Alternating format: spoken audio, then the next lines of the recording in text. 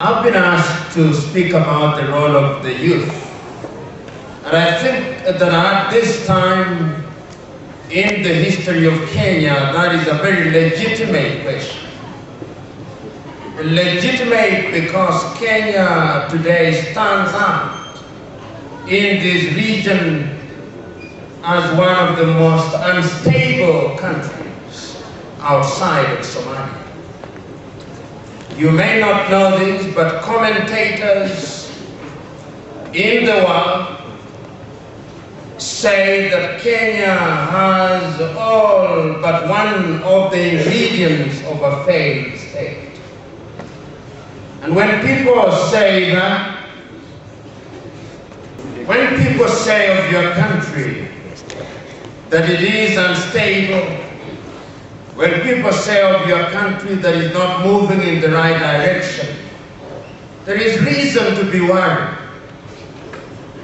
Not so long ago, in the month of December, a very high-ranking Tanzanian official was making a speech about East African community. When he was doing so, he indicated that one of the things that worries Tanzania most about East African community is Kenya. And he was asked, why do you think that Kenya is a source of problem? And he said, look at their politics. They do not judge men and women on the basis of the content of their character. They judge men and women on the basis of their ethnic extraction. And he said, even as we sit here today, their capacity for greed and their love for land is something that must worry Tanzania. And he said in Kiswahili, tayari wanaimezea mate ardhi yetu.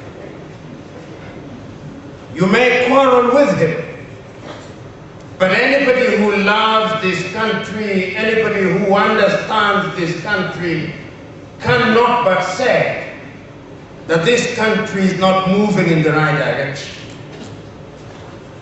Today, our young men and women in high schools, when they want to communicate, they burn down their dormitories. If you doubt me, the day before yesterday, Kaba High School in Eastern Province burned down their dormitories. Not so long ago, Kenyatta University burned down their computer laboratory.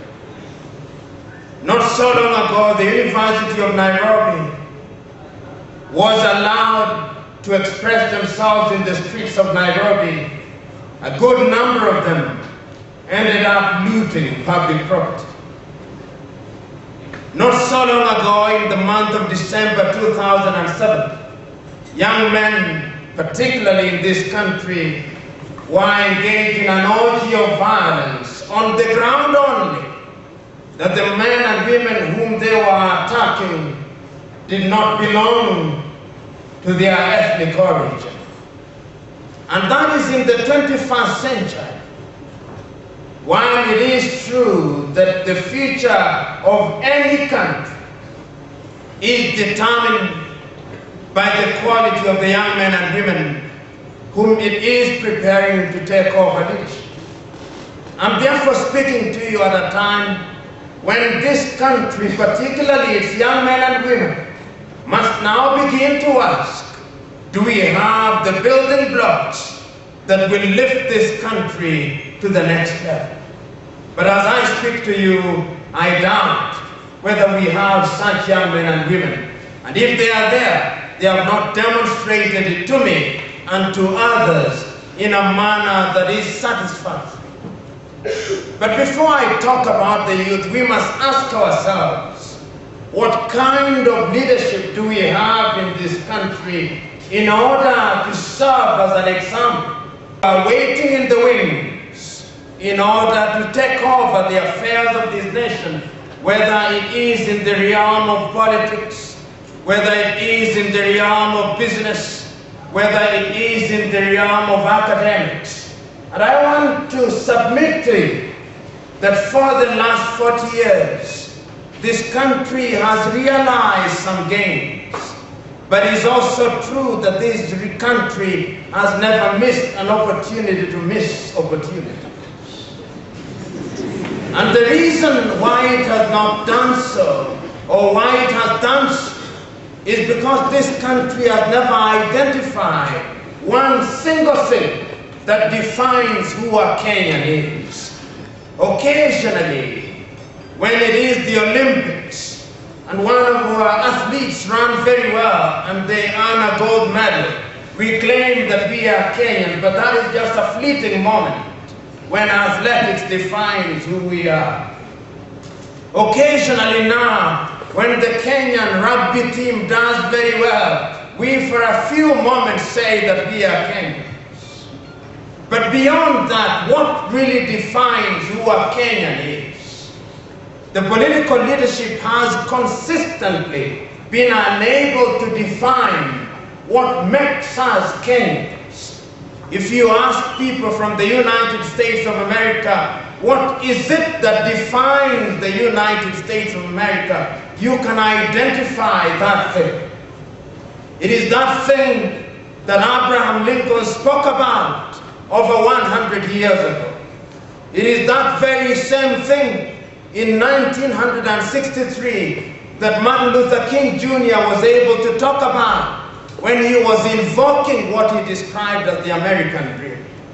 When you talk to a Tanzanian will be able to define for you that we Tanzanians, there is some bond of brotherhood that defines who we are. And that was through the deliberate effort and the selfless leadership of Julius Kambarage Nyerere, so that Tanzanians define for themselves what it is that constitutes Tanzania. Even a young nation such as the Republic of South Africa has something that defines them, so that when the South Africans are taking time to bid goodbye to the apartheid regime and to usher in the ANC government and to allow Nelson Mandela to be the president of South Africa, there is something that defines them. So that when Mandela leaves the stage and leaves it to Thabo Mbeki, there is something that defines South Africa. So that when Jacob Zuma takes over the stage, he takes over the stage not as a Zulu, but as a South African. In other words, there is something that defines South Africa, so that in 1969, when the young South African, not young Zulus, not young Xhosas, are coming out into the street to demonstrate against the apartheid regime, it is young South Africans. In 1976, when young South Africans in primary schools are coming out to demonstrate against apartheid regime, it is young South Africans who are present in Soweto. There is something that defines South Africa. But what defines a Kenyan? Is there something called Kenya, or Kenya is a geographical fiction, which is constituted by ethnic warlords of the low voltage kind? In other words, when you ask a Kenyan, what is Kenya? What makes Kenya? What makes us sing the national anthem? Is there a country which we are prepared to bequeath to our children and children's children? Oh, this is a geographical expression that puts together 42 ethnic groups. And I want to submit to you that the history of Kenya has been the history of its salvation by divine intervention, in spite of the spirited and consistent attempt by the political class to destroy this country. Jomo Kenyatta, when he took over, ran this country through a small ethnic cabal. And the defining factor at that time was what was in it for me. If you doubt me, I encourage you to read the book written by Karimi and Ochieng in the Kenyatta succession. And there is recorded in that book a conversation between Jomo Kenyatta and Bildad Kagia. And Jomo Kenyatta is asking Bildad Kagia, what have you done for yourself? Not what have you done for Kenya. What have you done for yourself? Look at Ponge and see what he has done for himself. And what he was saying, that Ponge had succeeded in privatizing public wealth. And that those who did not do it, like Bildad Kagia, were to be frowned upon. So Jomo Kenyatta laid the foundation for what Mwalimu Kambarage Nyerere was to describe as man-eat-man society. And if you doubt that we are man-eat-man society, when Daniel Toroiti Arap Moi took over the reins of power, he did not let us down. He declared very early on that he had only one agenda and one business in his system of government, that he would follow Jomo Kenyatta with the delicacy of a sleepwalker.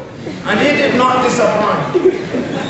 For 24 years, Daniel Arap Moi consistently followed the footsteps of Jomo Kenyatta. If Jomo Kenyatta was corrupt, Daniel Moi surpassed him. If Jomo Kenyatta was mediocre, Daniel Moi surpassed him.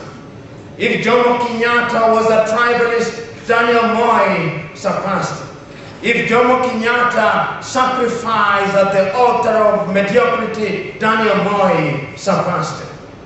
So that when Daniel Moi was through with Kenya, after 24 years, we were on our knees. The Kenyan economy was not moving in any useful direction. The economy was stagnant. We had become a pariah state, and every other civilized nation in the world was beginning to question our viability as a nation. Then came Mwai Kibaki. When he came in the year 2002, we assumed that Mwai Kibaki was different. And indeed he appeared to be different. For a few moments he appeared to be different. But no sooner had Mwai Kibaki settled in office than he went back to the bad old ways. I personally was never surprised that Mwai Kibaki took the turn that he took and which he has remained faithful to. Why? Mwai Kibaki is a student of KANU politics of old. And the KANU politics of old only has one agenda: to do that which you can for yourself, never for the nation.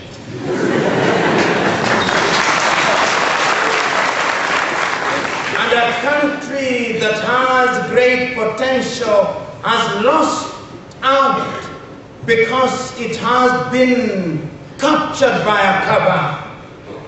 So that Mwai Kibaki, like Daniel Moi before him, very quickly became a prisoner of an ethnic cabal. And that ethnic cabal continues. And of course what they do at appropriate moments is to claim that that ethnic cabal represents their ethnic group. It does not. It is. So that is the kind of leadership that we have. And it is no different from across the Republic. When you go to the Luo people of Kenya, they are themselves prisoners of an ethnic warlord. They may deny it, but for 40 years that community has been captured by one ethnic warlord who does not allow them to think in any useful direction.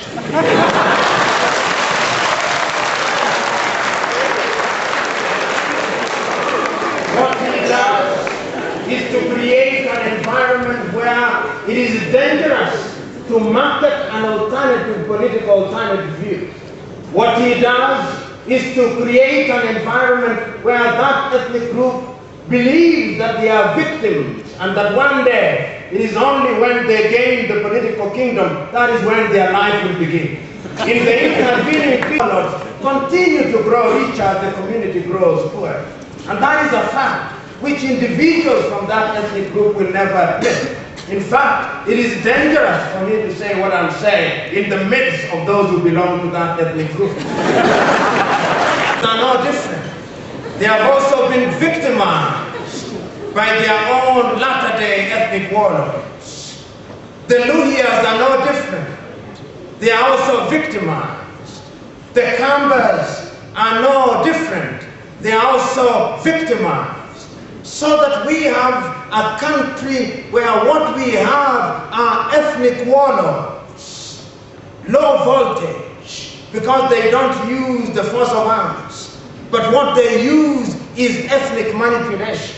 So that even in this assembly, I have no doubt in my mind that even as I talk about ethnic warlords, there are some who are grumbling. Because in their minds, their ethnic warlords can do no wrong. They are demigods who are to be worshipped.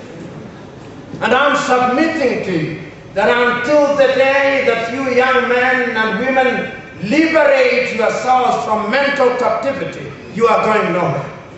Because Martin Luther King Jr. was right when he said the mind is the standard of the man. And when a man takes it upon himself, or men take it upon themselves to stop you from thinking, then you are moving in the right direction, in the wrong direction. So the question that we must ask today, you young men and women who are seated here, many of you who are Kenyans, if we want this country to move in the right direction, what must you do? I believe that if this country is to move in the right direction, its young men and women must rise. The young men and women must liberate themselves. They must begin to think differently.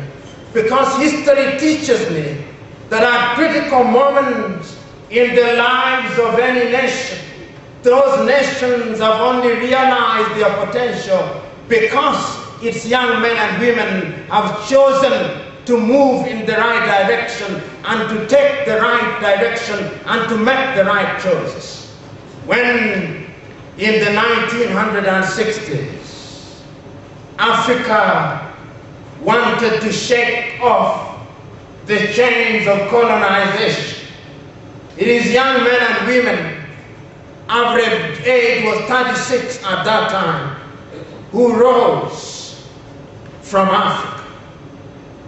If it was in West Africa and it was in Ghana, it was a young Kwame Nkrumah who rose and said we can no longer be chained by the colonialists. He thought right in matters of politics. He thought right in matters of education.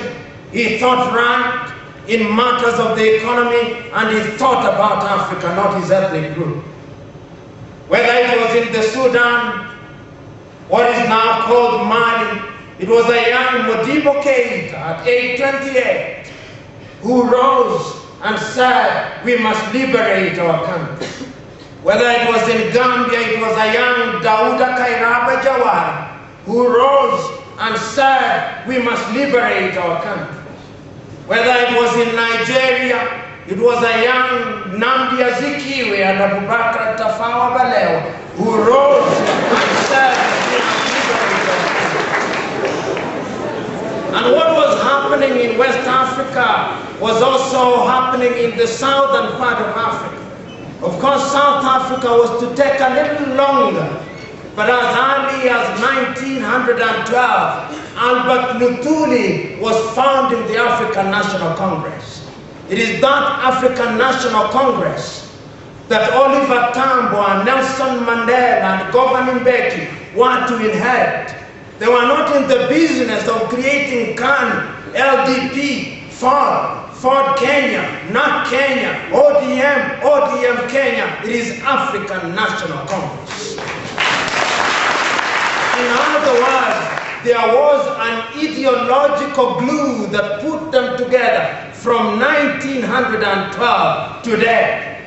And it is that same African National Congress that we are talking about today as we talk about Thabo Mbeki, as we talk about Jacob Zuma. The same organization because there is something in it.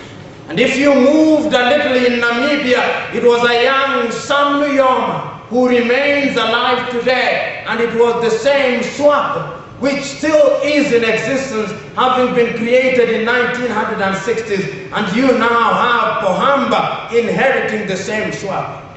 In Angola, it was the same MPLA of Agostinho Neto, and it's the same MPLA that Eduardo dos Santos is still talking about. Not a myriad of parties that are created as masks to hide people from scrutiny.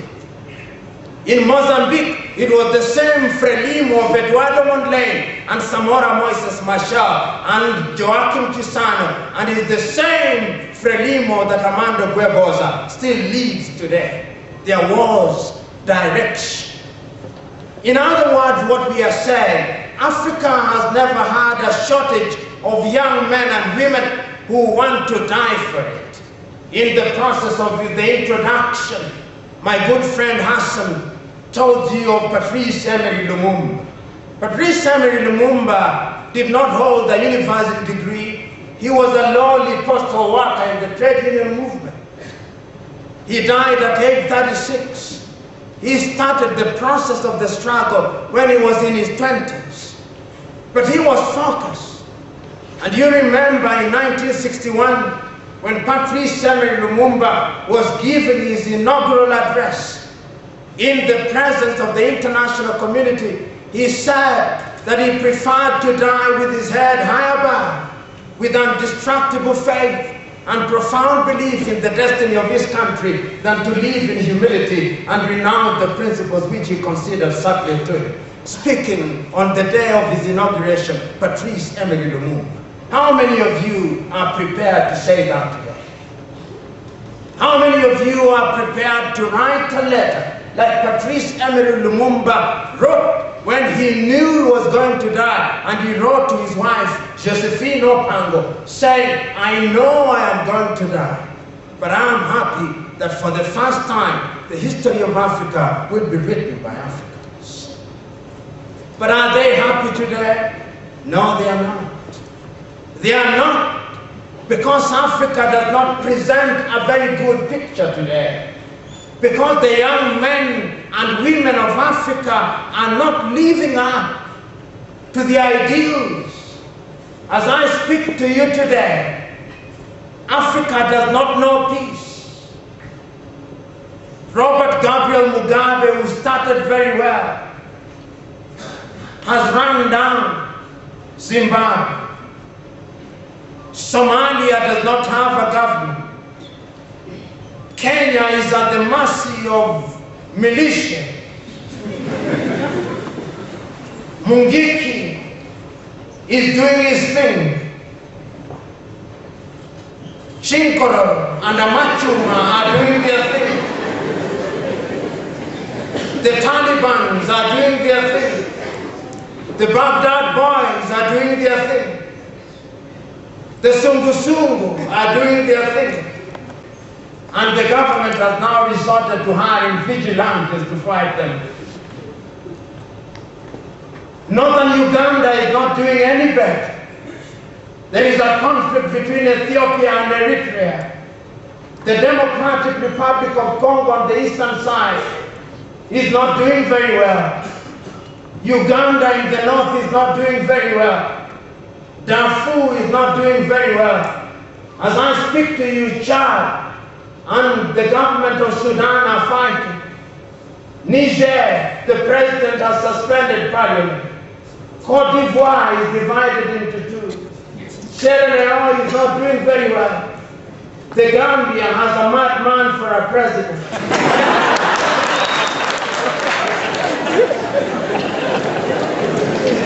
We are a population of 944 million. Yet we contribute only 1% to the world trade. 922, in other words, the world can ignore us. We are famous for the wrong things. Corruption, HIV/AIDS, diarrhea. Since we stopped killing Europeans in the Middle Ages, those are the things that are ravaging us. Today we celebrate what we do not produce and produce that which we do not celebrate. When the Americans are holding an election, Obama becomes our obsession. When Obama chooses to visit Ghana, our ministers go about explaining themselves as if his arrival in Kenya would stop the floods of Budaland. As if his arrival in Kenya would make us be able to feed ourselves. As if our gross domestic product would grow exponentially upon his arrival in this country. We have lost faith in ourselves and we look for things that cannot solve our problems. Today, Africa is a laughing stock. In fact, at the risk of annoying my audience and my hosts, I can now understand why when I said that this program should start at 7:30, I was being told it should start a little earlier because Barcelona is playing Manchester United.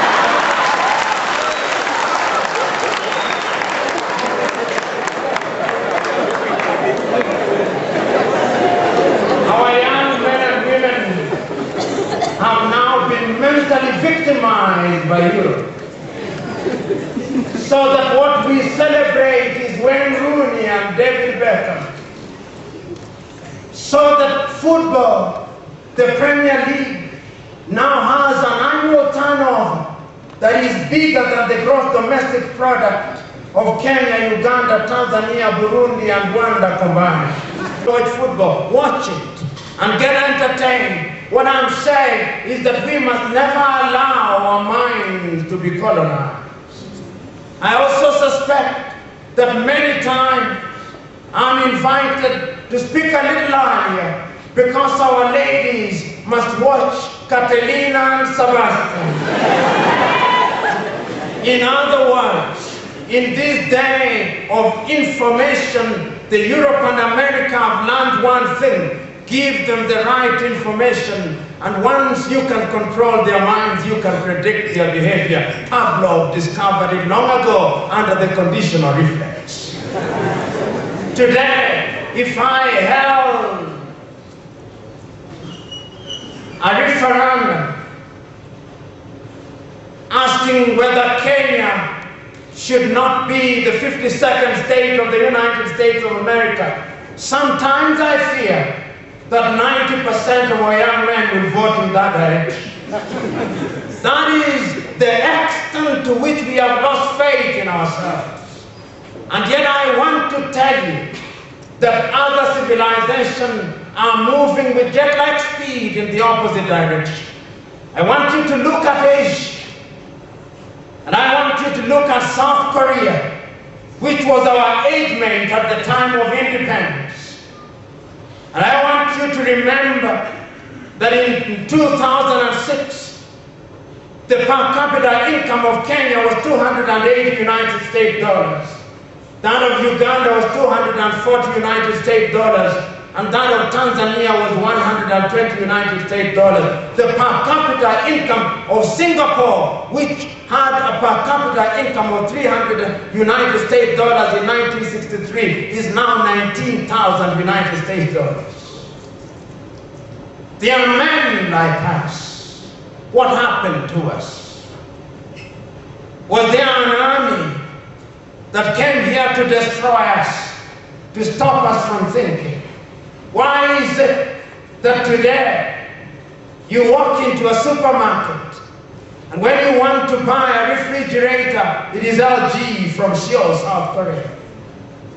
You want to buy a microwave, it is LG from South Korea.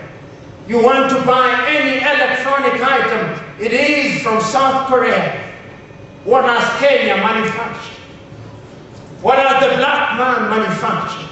We are quick to defend ourselves. Show me the evidence that we are not in the business of not thinking. Because today we pride ourselves about mobile telephone penetration. But even in matters as mundane as running a mobile telephone company. Who runs Safaricom? Is it anybody from Kenya? No, it is not. We cannot even run it. Who runs Zain and who owns it? Is it any one of us? No, it is not any one of us. Who runs Orange? Is it any one of you? No, it is not any one of you. Who runs you? Is it any one of us? No. So what are we running? Who runs the KK guards? And who are the guards? Who runs Bob Morgan? And who are the guards? Even in matters as mundane as organizing ourselves, we must still be organized by other civilizations. When it falls upon our laps to do things for ourselves, even in matters as mundane as education, when we want to appoint a vice-chancellor from a Maseno University, the Luos think it should be a Luo. When you want to appoint a vice-chancellor from a Sindel Muliro University, the Luhias think it should be a Luhi. When you want to have a principal for Kisii campus, it must be a Luhi, must be a Kisii. When you want to open the narrow campus, it must be a Maasai. What kind of country, my fellow countrymen and women, are we building? And you are the young suckers that will grow when the old banana dies. Have you been infested with this disease? Can I have hope in you? Can you convince me today that you have not been victimized? Can you convince me that in your unguarded monuments is not your Kikuyuness that carries the day? Is not your Luoness? It is not your Kalenjinness? You who are students here, when you are writing your term papers, do you look for a lecturer who is from your ethnic group? You lecturer who are sitting here, do you look for papers and scripts of people from your ethnic group and award them marks on that basis? Are those not considerations that we now find in our institutions of higher learning? I'm submitting to you that this country is not moving in the right direction. But I'm submitting to you that this country has great potential. But I'm also submitting to you that great potential is nothing. It's like gold and mine. Gold is only mined good when it has been mined and has been taken through the furnace. Are you that gold? Are you prepared to think differently from your parents?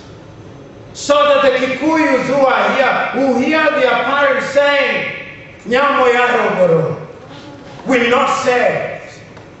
So that the Kambas who are here, who are in the business saying, Osavi Nyamo Kamba, Mukamba Kevindio, will not say it. So that the Luos who are here, who are in the business of saying Oduadu, will not say it. Because time has come that we can no longer afford the luxury of political correctness. As I'm speaking to you, in 40 years from today, half of you will be dead. A fact. By natural attrition. But the country that we are building is for your children and children's children. Is it a country that you are confident that your children and children's children will live in? Or is it a country that you want to run away from? So today, when I'm invited here to talk about the role of the youth, I know that our young men and women have the intellectual wherewithal. But the intellect is only important when it is founded upon firm values. Because education that does not touch our minds and hearts is no different from the coats that we wear in the morning and remove in the evening. Education is only important when it changes our very being.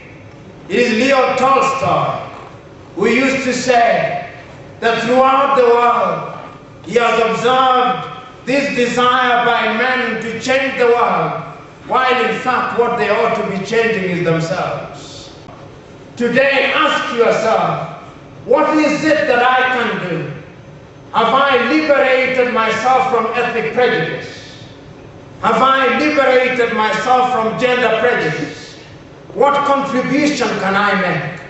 How can I contribute to the success of my country?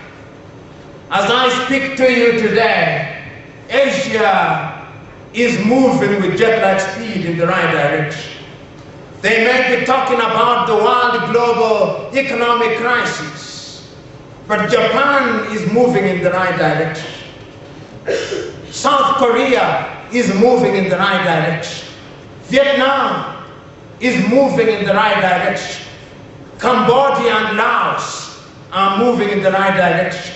China is moving in the right direction.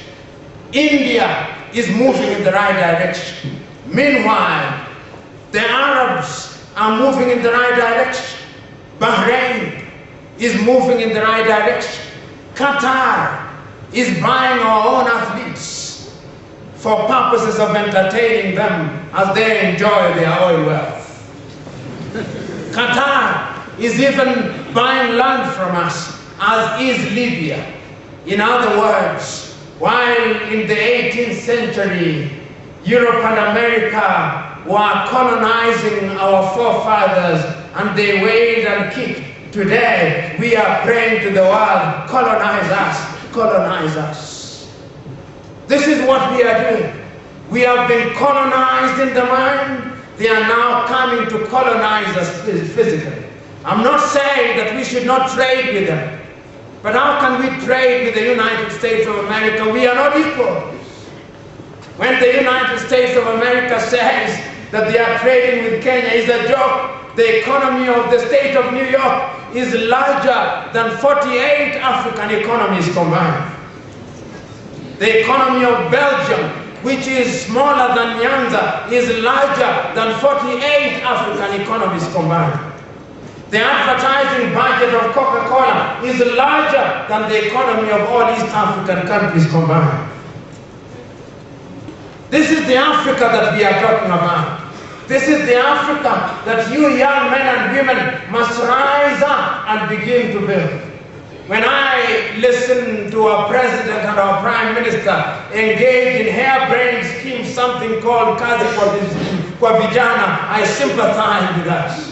How can a country grow when its young men and women are asked to engage in slashing 1 meter, 20 of them? In this day and age, when people are talking about nanotechnology, when people are talking about rocket science, you are telling us to use slashers to slash, and you call it moving in the 21st century is a joke of gigantic proportion.